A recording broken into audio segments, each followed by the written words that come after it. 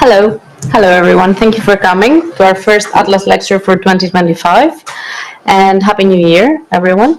I will give a very short introduction to our speaker today, Dr. Kaliopi Eukleidou. She's specialized in Aegean Bronze Age archaeology, architectural and stratigraphical analysis, mortuary archaeology, and GIS-based spatial analysis in humanities. She completed her undergraduate studies at the Aristotle University of Thessaloniki, her MA at the Cincinnati University on the status of slaves in Mycenaean Pylos based on the Linear B archives, and her PhD at the Aristotle University of Thessaloniki on landscape and social identities in the Mycenaean Argolid. Between 2016 and 2023, she held postdoctoral positions at the Aristotle University of Thessaloniki as research associate of the excavation project of the Tuba Thessalonikis, and was responsible for the study and publication of the stratigraphy and architecture of several buildings at the site, dating to the Late Bronze Age and Early Iron Age. She was also postdoctoral researcher of the project Smart Eye, development of a prototype for smart visualization of invisible antiquities. She has also held teaching positions at the Demokriton University of Thrace, the University of Crete, and the Aristotle University of Thessaloniki.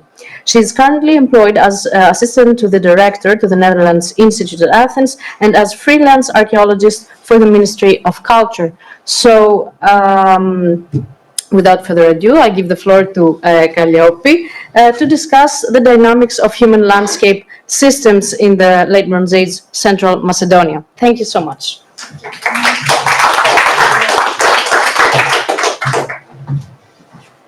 Thank you for coming, and Kali Chronia, Happy New Year to everybody. So, let's start. At a time when escalating social competitions led to the emergence of rigid hierarchies and the palace institution in southern Greece, life in northern Greece, and especially in central Macedonia, seems to have followed a totally different pathway. The Late Bronze Age in central Macedonia is a period of settlement expansion and population increase. In fact, there are 129 Late Bronze Age settlements recorded to date in the area based on evidence from surface finds and/or excavation. These settlements were not all founded during the Late Bronze Age.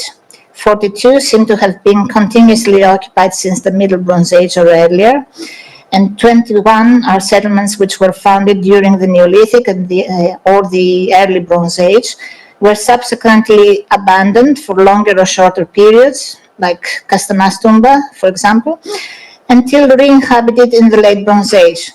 The other 66 settlements were all founded at some point during the Late Bronze Age. Settlements had the form of artificial mounds, a form that was known in northern Greece since the Neolithic, but had been abandoned everywhere by the Late Bronze Age, except from the region of central Macedonia. Characteristic of these settlements is the continued residence of a community in the same spatially restricted areas for very long periods of time, often lasting several centuries. Repeated rebuilding of the settlement or individual structures resulted in raising the height of the settlement over time from what initially would have been on top of a low natural rise to a height of several meters. One of the largest mounds that you see here, Thessaloniki Tumba, reached a height of more than 20 meters. The construction of stone and mud brick walls or clay banks along the periphery of several mounds would have contributed to the demarcation of the habitation area and supported the house terraces on the mound top.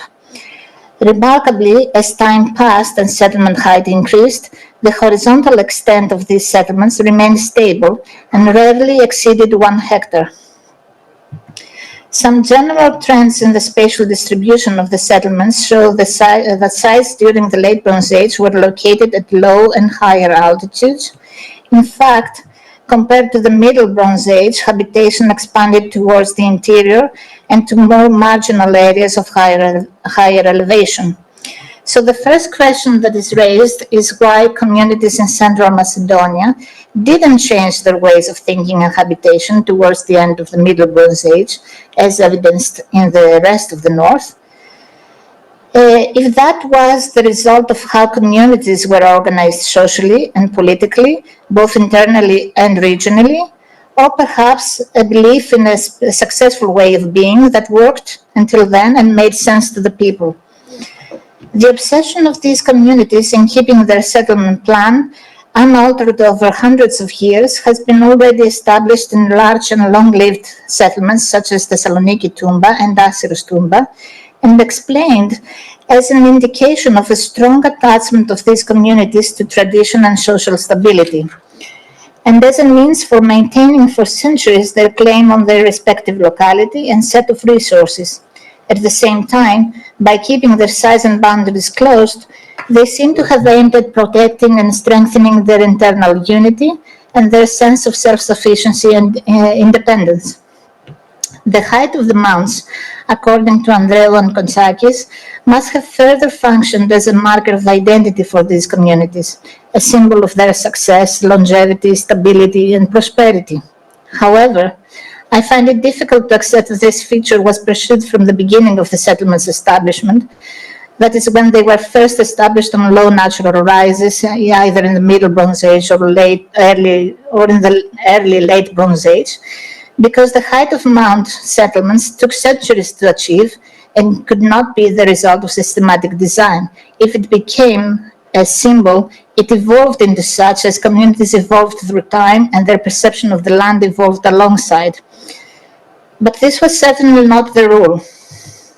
Smaller communities, like that of Kastanas Toumba that you see here, changed their settlement plan in every successive settlement phase. The regulations already mentioned do not seem to have been so rigid here, for reasons that might have been related to how the community was internally organized or to external environmental or other socio-political and economic factors. The end of this tradition came during the early Iron Age, when many mounds were abandoned and a large number of new settlements were established both near prehistoric mounds and in new areas. The landscape then became even more crowded. However, significant changes in the social practices of communities, such as the establishment of organized extramuros cemeteries for the first time, indicate important breaks from past traditions and ways of thinking.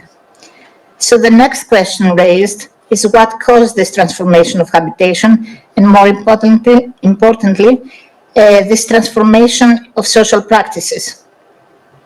Before I go on, I should make a note of two things that affect any analysis of the settlement landscape in late Bronze Age Central Macedonia and cause particular problems to any GIS analysis performed.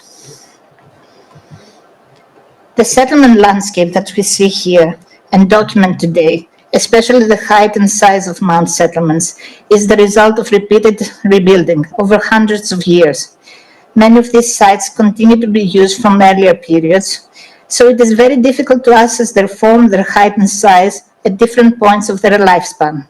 This difficulty is accentuated by the fact that only a handful of these have been systematically explored, and even fewer have been extensively published. Most of what we know actually now for the region comes from extensive and intensive surface surveys that provide evidence for the duration of habitation, but not the form of a settlement. As a result, we tend to approach these sites as something static rather than a feature in the landscape that evolved and changed over time, and any attempts to assess their visibility, their effect on the presence in the landscape needs to be clearly situated to the end of their habitation, to the end of their lifespan, which could well be much later than the prehistoric times. The second note relates to the geomorphology of the region in the past.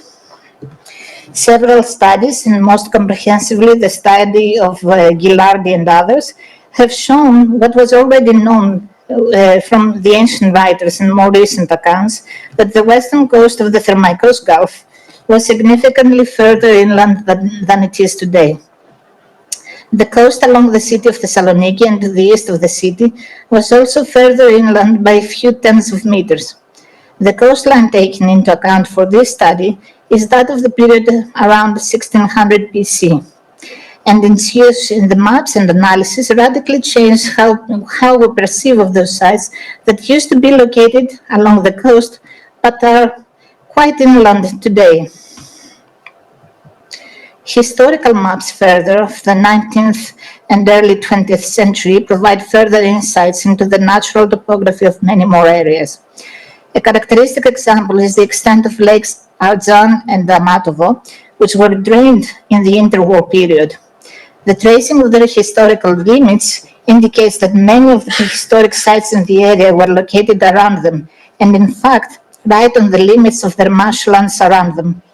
What is important, however, is the effect that these lakes and major rivers had on the possible land uses by past people. As made clear by 1930 studies of the reclamation works that drained these lakes and made interventions on the banks of Axios and Gallikos rivers to prevent flooding, these works were necessary because farmers suffered from the constant shifting of the riverbeds and the transformation of large areas into swamps and marshes. Over time, farmers had abandoned the cultivation of these lands and remained confined to farming small areas entirely inadequate for their support. Some spring crops were planted in small parts when the danger of flooding had passed for some years, but the major part of them was given over to pasture. And I mention this because it makes a tremendous difference when someone attempts to model site catchments and possible land uses, and an example will be given later on. Paleogeomorphological studies have also verified this at the site of Kastanas Tumba, which appears to have stood on a piece of land that was periodically transformed into a river islet close to the eastern bank of the river Axios. So to get back to our question, to attempt to provide some possible insights into the habitation patterns and the social practices that brought change at this level, we need to get a better grasp of how these communities settled in the landscape, the possible land uses, the challenges they might have faced, and their responses to these. So we need to undertake territorial analysis, settlement pattern analysis, and extensive land use analysis to understand the dynamics of human landscape interactions. There is not much work out there for this region.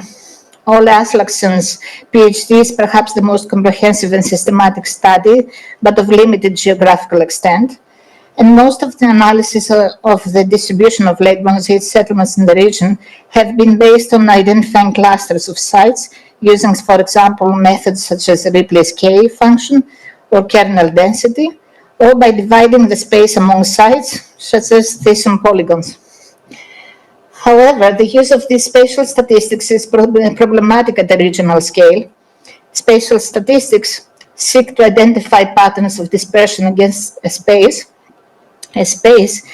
which you should know, is assumed to be absolutely flat, a Euclidean plane. In the real world, however, the topography of central Macedonia is far more complex than what is known a Euclidean space. The area is fragmented by ranges of mountains and hills, rivers and streams, which create numerous large and small coastal plains, river valleys, lake basins, and other landforms that must have played a significant role in how communities experienced and engaged with land and with each other. Consequently, performing, for example, kernel density analysis and treating real space as an absolute plane may result in associating within the same kernel sites that lie on different sides of the same mountain range.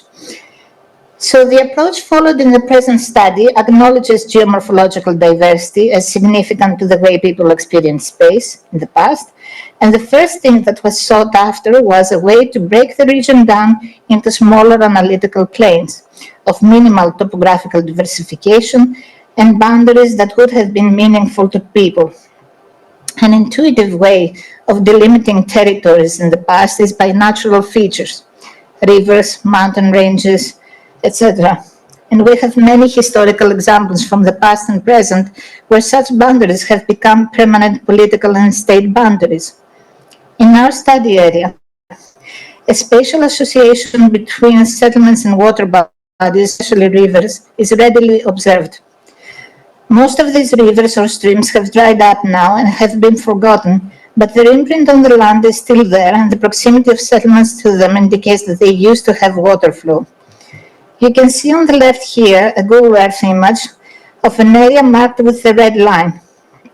This line includes a late Bronze Age mound and two Iron Age settlements to its northeast, and between them and north and south of them you can see the streams, that is the dark green linear features. A similar situation is visible with all prehistoric mounds in the region. This observation led me to explore the notion of watersheds as territories, within which one could argue that there is a smaller degree of topographical diversity, and thus as more suitable planes for geospatial analysis. Watersheds, as you can see here on the right, are areas of land that channel rainfall and snowmelt to creeks, streams, and rivers. Their limits are usually drawn along mountain ridges, and thus create a topographically determined closed region, which can be treated as relatively analogous to a Euclidean plane. The use of watersheds as analytical planes has not been used extensively in archaeology, and when it has, it is usually done intuitively, perhaps more often in determining, for example, the limits of surface surveys. Take, for example, the Anthemus Valley project, for example, or the Langadas survey project, which have both chosen the limits of their respective watersheds as the extents of their surveys. Löwenborg, however, was recently able to associate watersheds with medieval administrative land units known as hundare in Sweden. Unfortunately, we do not have similar knowledge of territorial units in prehistory, but the quality of watersheds as naturally delimited regions remains, I believe. The process of calculating a watershed is fairly straightforward, using the hydrological analysis tools in ArcGIS, and normally involves the following steps.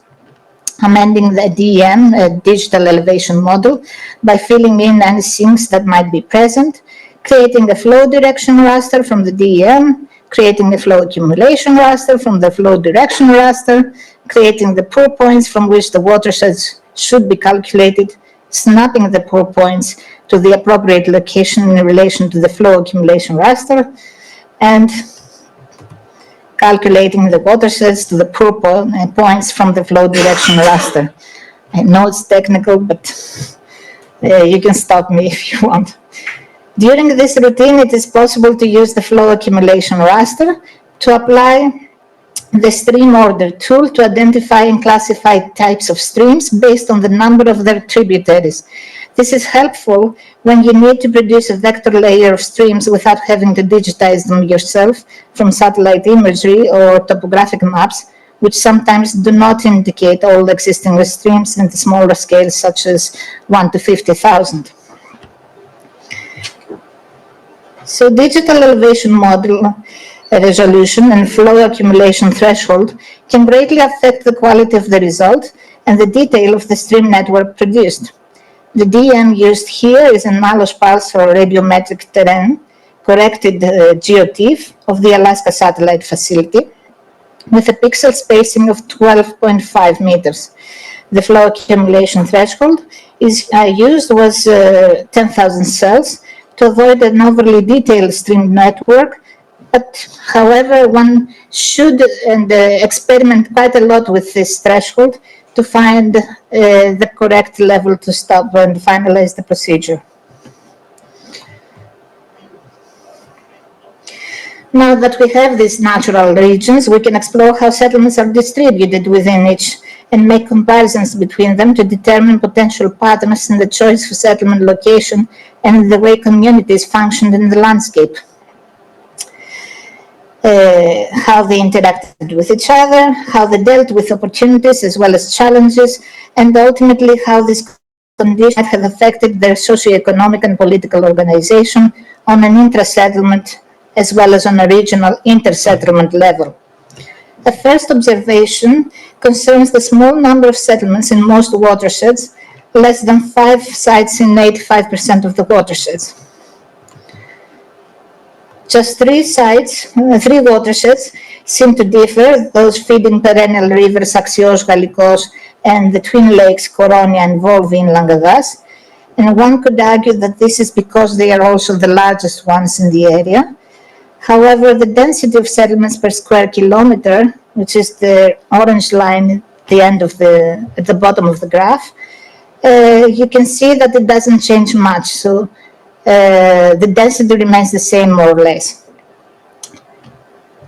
What is interesting is that the expansion of settlements in the late Bronze Age was not a simple thing.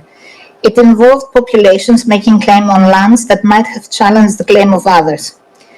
It involved also moving into new areas, with red here in the map, in parts of the region that were further inland from the coast, along branches of rivers that had probably never been explored until then. And this was a process of renewed domestication of the landscape, and we need to understand how, and most importantly, why this process took place. So several approaches have been developed over the years to understanding settlement location in ecology as well as social sciences. The ideal free distribution model, for example, IFD, developed by Fetwell and Lucas, predicts that upon entering a new area, people are free to settle first in locations most suitable for their economy. In modeling this, various environmental and ecological factors have been occasionally used, such as vegetation, water resources, soil features such as moisture and the suitability to cultivate, as well as historical factors such as proximity to trade routes, central markets, or monumental architecture. There is really no limit to how many factors one can put into a model. However, in this process, we need also to think about how past people would have selected any or all of these criteria, how they would be able to identify and value their significance in the final decision regarding the location of their settlement. Of course, there are some general guidelines. For example, hunter-gatherers need resource patches, trails, and viewpoints, while farmers need particular soil conditions and water. Further insights may be gained by risk avoidance theories, while social theories may point to other factors, such as political associations or rivalries. Psychology can prove helpful here. Amos Tversky in 1972 formulated a theory for a decision strategy which involved elimination by aspects. In the Dictionary of Psychology, one finds this description. A choice is reached through a series of eliminations. At each stage, the decision maker selects an attribute or aspect perceived to be more important and eliminates alternatives lacking that attribute. The next most important attribute is then selected, and the process continues until only one alternative is left. This approach is not only agent-based, but it is also computationally friendly. It reduces the complexity of having to deal with all the factors simultaneously. It involves no numerical computations, since man's intuitive computational abilities are quite limited, and it is easy to explain. An anthropological study of Maasai settlement locations in 1979 shows exactly this process as a decision tree. And this is basically the basic methodology followed in the present study with the factors you see here: proximity to freshwater, elevation, slope, distance from neighbors, and farming suitability. And more will be added along the way if necessary. Let's look at distance from freshwater. As you can imagine, settlements were close to rivers and lakes. By close, we mean somewhere between 100 and 400 meters, and more than half of them within 200 meters. But the outliers should ring a bell. These are all settlements along lakes and the large perennial rivers that periodically flooded their surrounding lands. Consequently, longer distances demonstrate the settlements were located where it was considered safe. Under this light, even the distance of 100 meters seems as a precautionary measure against the risk of floodwaters. Elevation for new settlements seems to follow two directions. The majority of settlements seem to follow the established tradition of settling in low elevations, up to 300 meters from the sea level, but the rest of them seem to settle in higher elevations. This does not preclude, however, that they settle into harsher or at least marginal landscapes just because they couldn't do any better. High elevation lands may include highly fertile and productive lands on flat ridges, plateaus, and upland valleys. And this is why it is important to correlate elevation to landform, as the latter corresponds to slope inclination. What this chart tells us is that the new settlements followed the established practice in the area, that of choosing areas with moderate inclination, mostly the hills surrounding the plains and river valleys, rather than flat areas. Such preference to hilltops and moderately sloping ground has been observed in several areas in historical periods and has been attributed to a variety of reasons. As a provision of communities to not waste good agricultural lands, for defensive and control reasons, to boost their ability to access a variety of resources in different ecological zones rather than just one, or for the intensification of agricultural production by building terraces. Objections have been raised to all of these reasons, and no unique reason seems to explain all cases at once.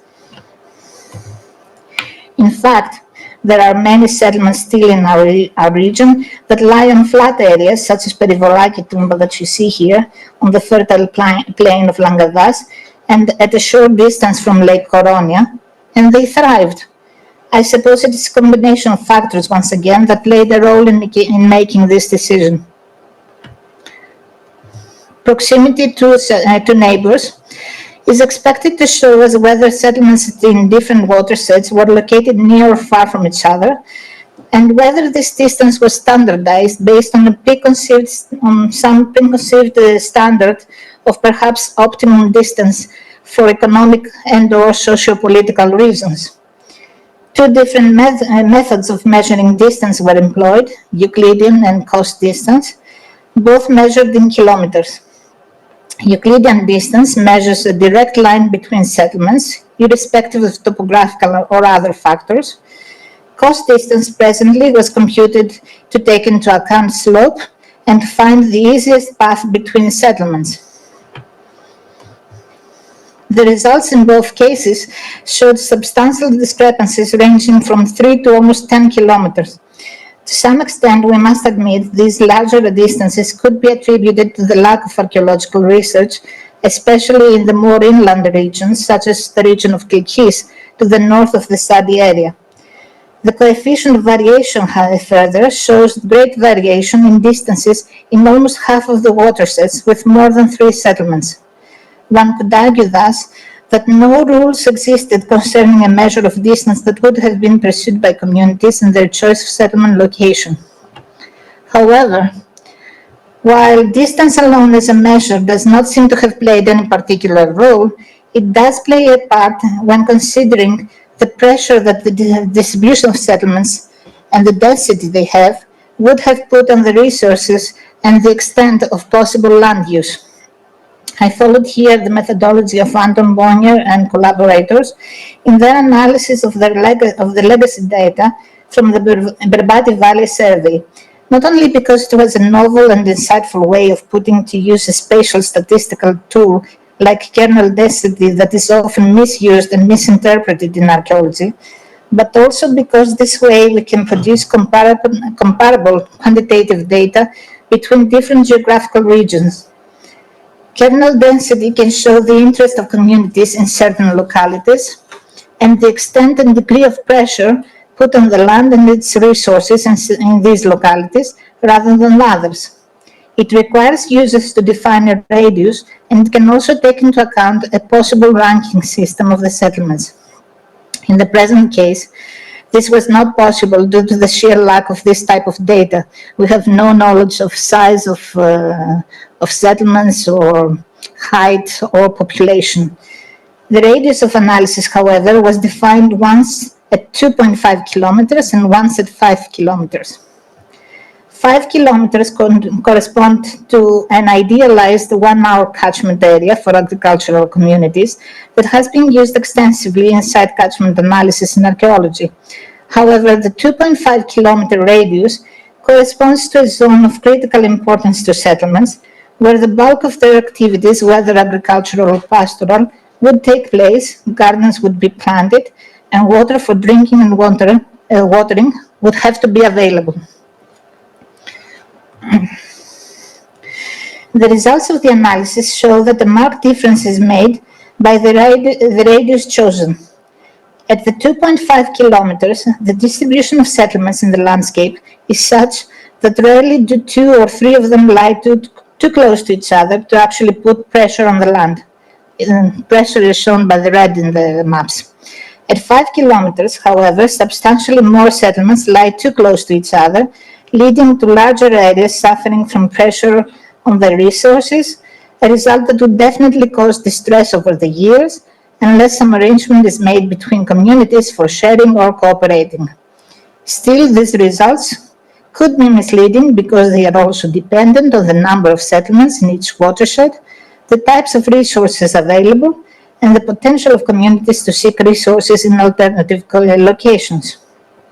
These are things that we can explore and quantify more accurately with site catchment analysis.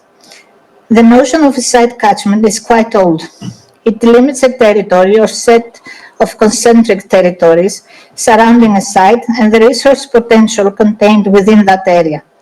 Vita Finzi and Hicks in the 1970s argued for a catchment of 5 kilometers for agriculturalists and 10 kilometers for pastoralists, and later Flannery argued for a smaller one of 2.5 kilometers for Mesoamerican villages. The concept, however, goes hand in hand with another, that of the carrying capacity of a hinterland. This is a factor that can lead communities to venture further away from their settlements to secure the necessary resources to survive and prosper, along with theories of risk avoidance, as well as social practices related to the transmission of landed estates through dowry and inheritance. Site catchments can reach substantially greater extents, and we have examples of this practice from historical archives such as the Venetian Land Registry and ethnographic, as documented by the Methana survey in the southern Argolid. However, if we want to start a site catchment analysis, we need to define first concentric catchment zones based on walking time distance. A fairly simple path distance model takes into account the terrain and the cost of walking over sloping ground and produces results in walking time. For the present analysis, I use Naismith's hiking rule of thumb with adjustments by Langmuir.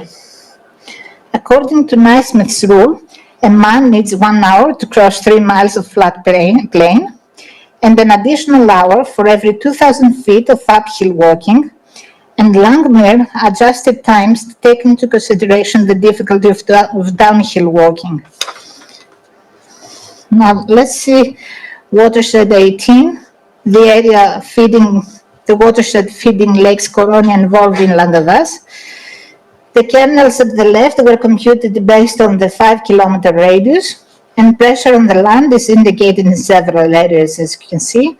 However, the walking time based catchments at the right do not always seem to correspond with them. The half-hour zones, with the yellow color on the right, seldom show any overlap between sites. There is considerable overlap between sites at the level of 30 to 60 minutes walk away from the settlement, in agreement with the kernel density results, except in the case of 3 sites, among others, north of Lake Koronia. These sites have an extremely limited catchment zone of half an hour's walk and a very small catchment of an hour's walk. This is attributed to the geomorphology of this particular part of the watershed, with sites in elevated positions, with steep slopes between small streams that require people to walk for a lot more time than others to reach good quality agricultural lands. Of course, these communities could have shifted their interest to the exploitation of other resources, such as hunting or animal farming, but this is something that needs to be further explored down the line. Catchments, as you can see, are only as good as their ability to sustain respective communities. So land use analysis tabulated with the size and topography of catchment areas is necessary to determine this. The land uses mainly explored in archaeology are habitation, agriculture, arboriculture, pasturage, and fuel supply. For the needs of this presentation, I focused on agriculture.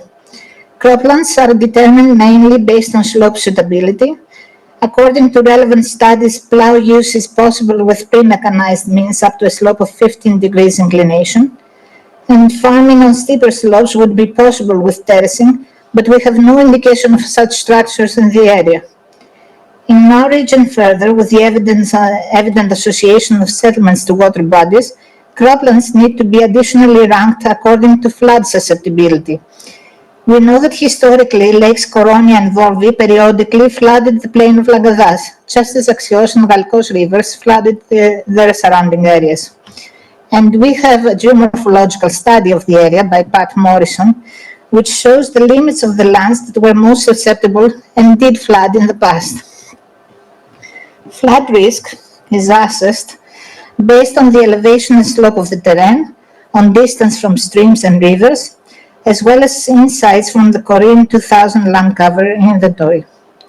The model requires weighing the factors involved, and that has been the most difficult and computationally heavy process up to now, because putting successfully a numerical value on each of these factors demanded many trials, the validity of which was assessed based on a comparison with the observations and maps of Morrison's geomorphological study that you can see here with the transparency on the right.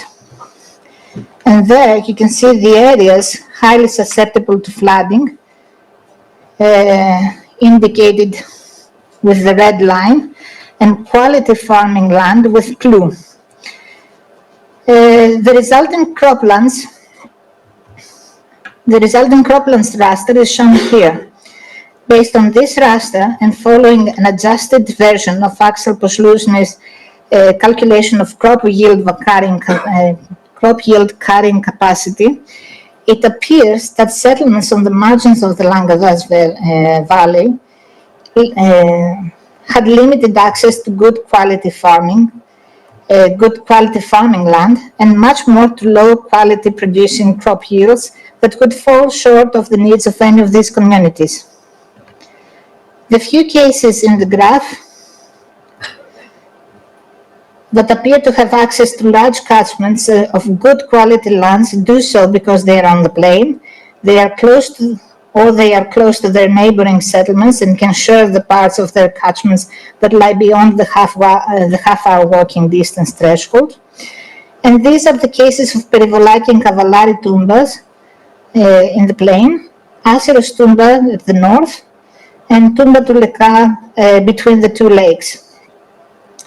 And these are indicated here with arrows. Although agriculture is only one type of land use, it forms the basis of prehistoric communities' food supply.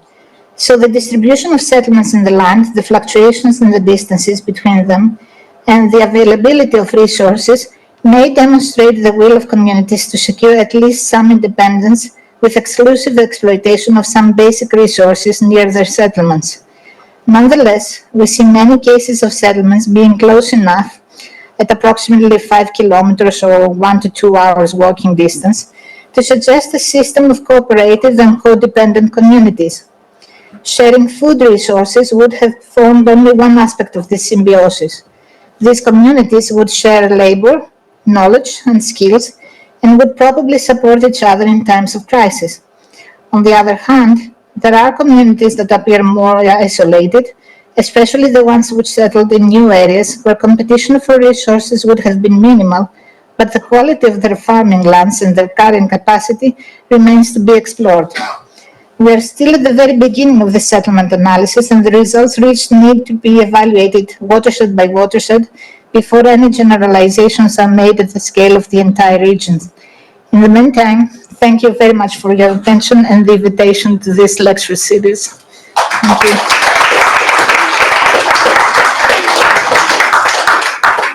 Thank you. Thank you very much, Kaliopi, for this excellent presentation. Thank you. I'm sure there are many questions from the audience.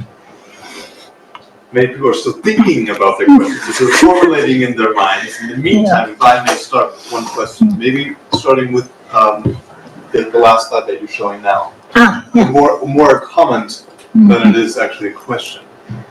Because I was always very, very suspicious when when other researchers were taking for face value the 1 hour walking distance and to take that as a basis to calculate or even to propose a territorial extent of whatever settlement people were dealing with, independent of chronology, of period, or even of landscape. And I think your study here, and it says here in the last slide, very nicely shows that this is actually not the case, and that one should warn against just taking these models for at face value. Because 1 hour walking distance, I mean, this is me with admittedly very large legs, but walking around Athens, and beyond, very quickly, and take that as a territorial value extent. I always thought that was a very, very base minimum, and I think you've very nicely shown this. You have to make this dependent on your study area, on the period, on whatever means of transport you have. So it's very much diversifies and makes the picture much more complex and complicated, as reality often is. So I think that's more as a comment as anything else. Well, you need to take into account the topography, the age, the sex of the walker, the means of walking or moving. If you have a cart, how fast the horse. There are studies that say how fast they go and how big inclinations, slopes that they can get up to. And then you need to take into account the finds regarding the economy. I mean, agriculture, but what they were planting.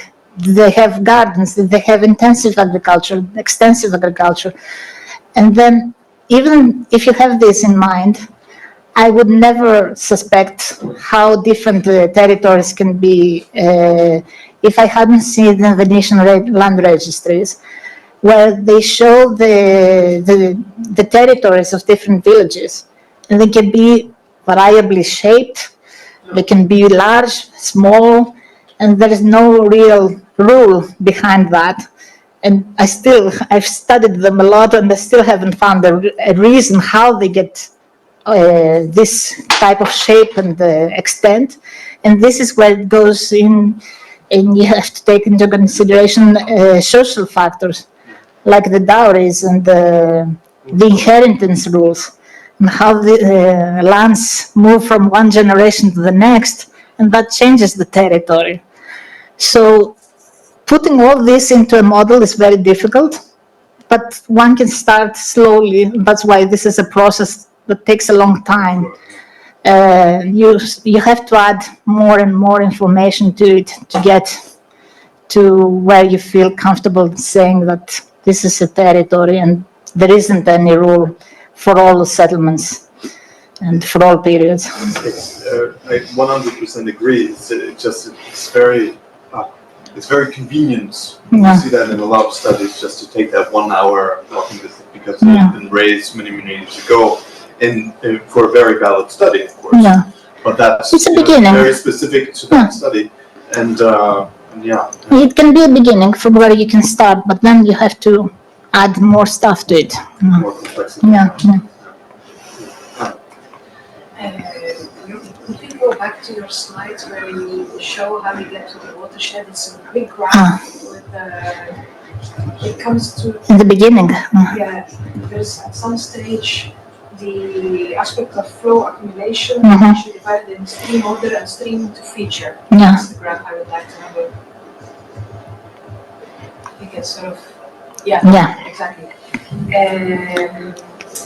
You were mentioning before you were showing this that there are several aspects in the landscape that you've been studying in Central Macedonia, including lakes, but also the seashore, that have changed as a result of erosion and changes in the geomorphological aspects of the landscape. So how do you, when you do this hydrological modeling, how do you ground truth, if you like, the streams and the tributaries and all these features that are crucial for the location of the sites, when we know now that a lot of the landscape has actually been either filled in with erosion, potentially even over time changed during the period where people were inhabiting these sites as well. And how does that affect the modeling? It affects terribly. No. So it may be a rubbish question, but I want to... No, it's a very good, valid question, because anyone who has done GIS and prepares the background information to get to the analysis, so to get all this basic stuff beforehand, he knows that this is the most crucial and most difficult part of a GIS.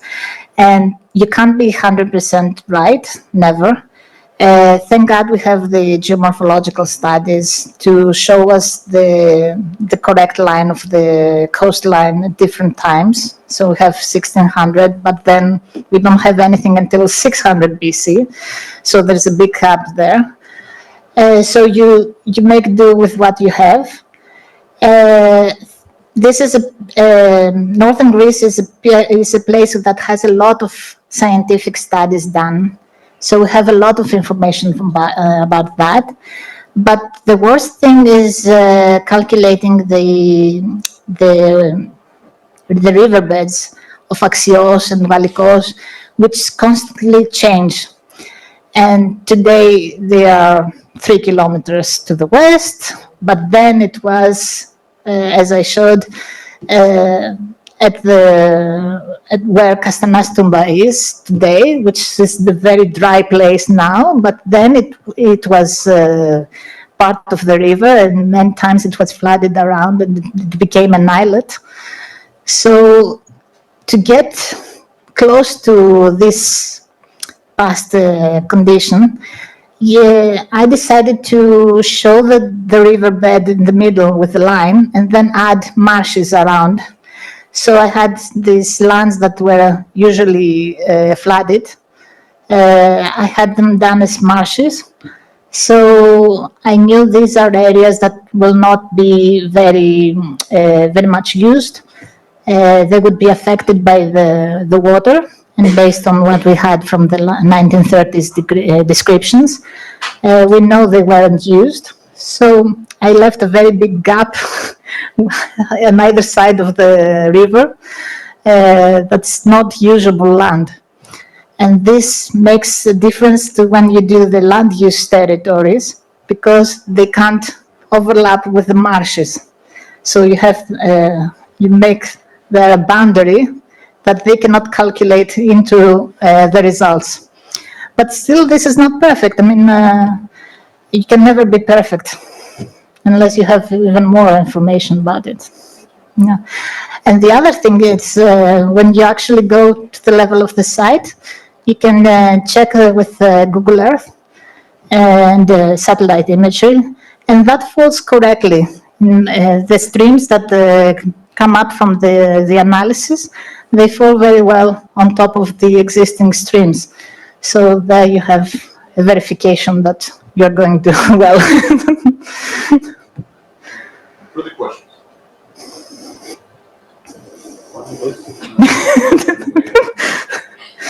You were also saying, if I understood correctly, that in later periods people were moving or constructing settlements higher up in the topography, let's say, topographical regions, and you gave various reasons for that, including maybe constructing terraces to have more agricultural lands, even though you also mentioned that we don't have. Just a quick comment before I go to the question. You also looked for my project at terracing, and I understood from some ethnographic studies that if terraces are no longer maintained, after 200 years they're no longer visible.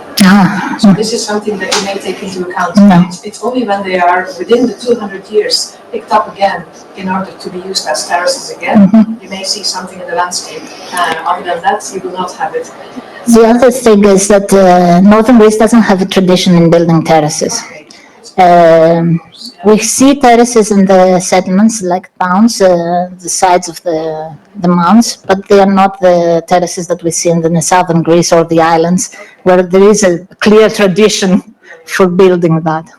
So the other question I had was, if you look at the sort of later Bronze Age into the Iron Age, if I remember correct, and of course I'm not necessarily a fan of the idea, we are looking at a period where the climate becomes drier, and I'm wondering, if the climate becomes drier, when people go and look for agricultural lands higher up, they come at a point higher up in the mountains. The longer in the hotter part of the year you have access to water to do as a result of dew in the mountains, which you don't have to go down. Would you think that could be a correlation as well? Yeah, but when we see dry seasons in this effect of dry climate, it's just after the late Bronze Age. It's the period between 1100 to 900 in northern Greece. So, just before, but still there must have been climate changes because we see communities struggling. And some communities turn to intensification of agriculture by using manuring and more intense methods of cultivating the land, gardens. Other communities don't do that. And these are communities like Astanas that they get very often destroyed. They have very often rebuilding their settlements, whereas Thessaloniki Tumba, which is a more successful settlement, they turn to intensification, but they have the riverbeds also next to them. That helps. And they come out of these challenges much better than smaller communities. And that's why it becomes very important at the end of this period to open up these communities, spread populations, and start new settlements which cooperate with the modern settlement. So I know they usually say, theory says that new people are coming from the south to the north and building colonies. But from the prehistoric side of history, we can't see that. We don't see that. Instead, we see communities breaking up, becoming smaller, but they are close to each other, helping each other, and sharing the agricultural work. Yeah, no, that's.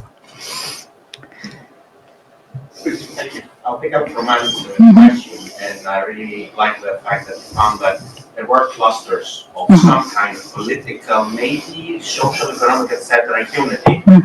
And I think an aspect that should be incorporated, at least in the discussion, I'm not sure if it's possible to incorporate in GIS research, is the antagonism and possible hostility between these clusters, let's say states. You understand that. I think it is important to see that, as you just said, or you kind of answered my question already. But I'm not sure whether this is applicable in such terms in your study. Well, it's not all GIS, but if it is a matter that we have discussed elsewhere with different data. So we see these clusters working more as a cooperation rather than antagonistically. So we have a big settlement like Thessaloniki Tumba that requires help every now and then from neighboring settlements, which are really smaller in size and as we can see them from the size and the height. So we imagine being half the size of Thessaloniki Tumba in population. So there must be some kind of dependence between the smaller sites and the big sites. And these big sites, whenever they need help, they respond, they retribute, they give in exchange a big feast where they share meat and wine. So we have these feasts that are visible in the record, in the archaeological record. We see successful settlements having big storage spaces that exceed the needs of each household. And we see these events of feasting happening very close to resettlement, rebuilding phases, connected to burials of children and some particular persons that are selected for burial in the settlement. But these are very select persons. So we see them in the phases where they cooperate and things are going well.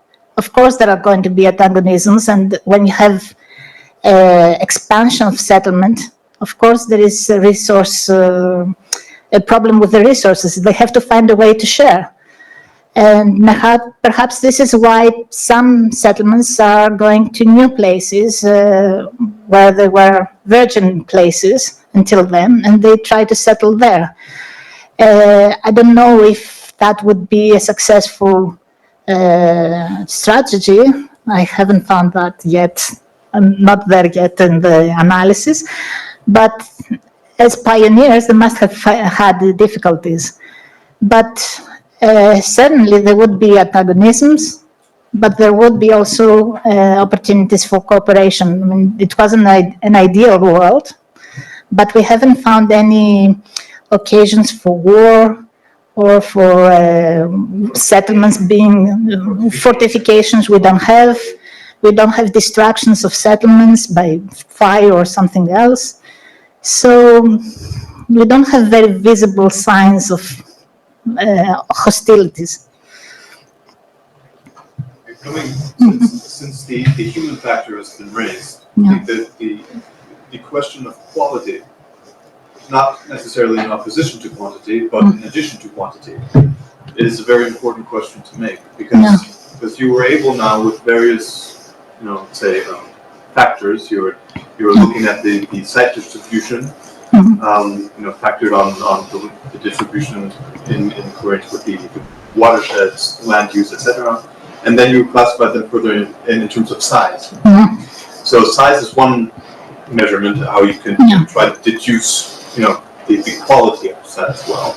But since you were also now raising the point of what the material culture was saying about the quality of these sites, it would perhaps be interesting, or this would be something that would at least interest me, to see how the different qualitative differences then distribute throughout the landscape, how that can be measured against the environmental factors. I would say, is it closer or far away from the river?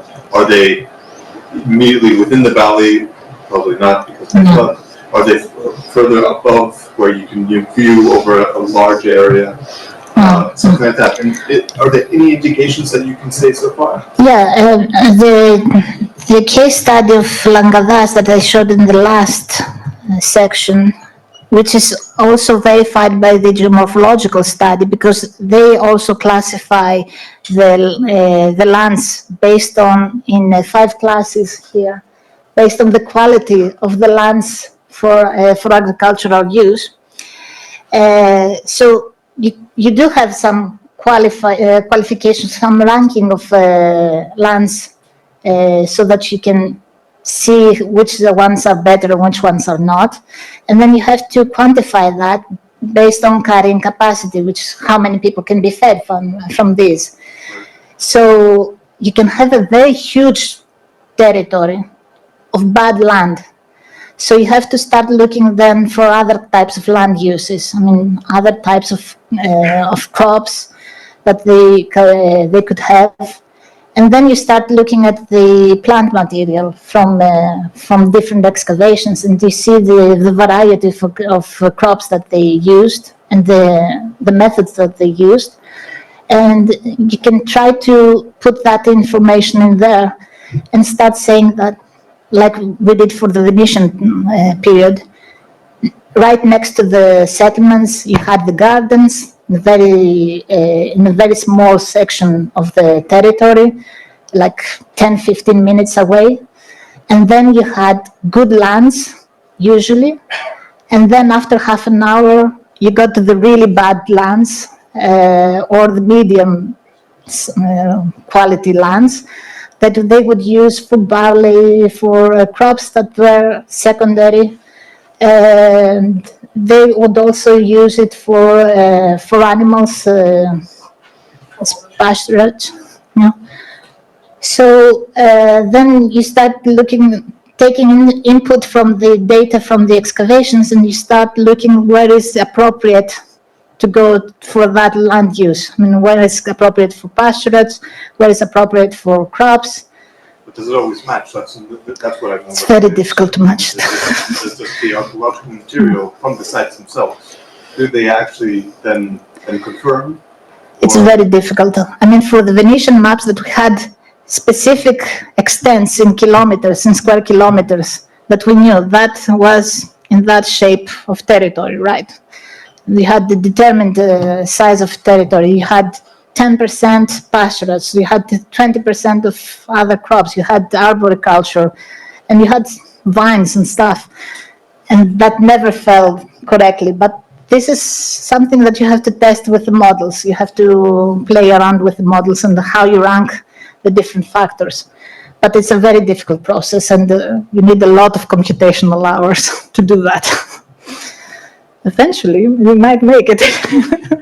Well, there's always room for more. There's always an outlook for future endeavors. We wish you all the best luck.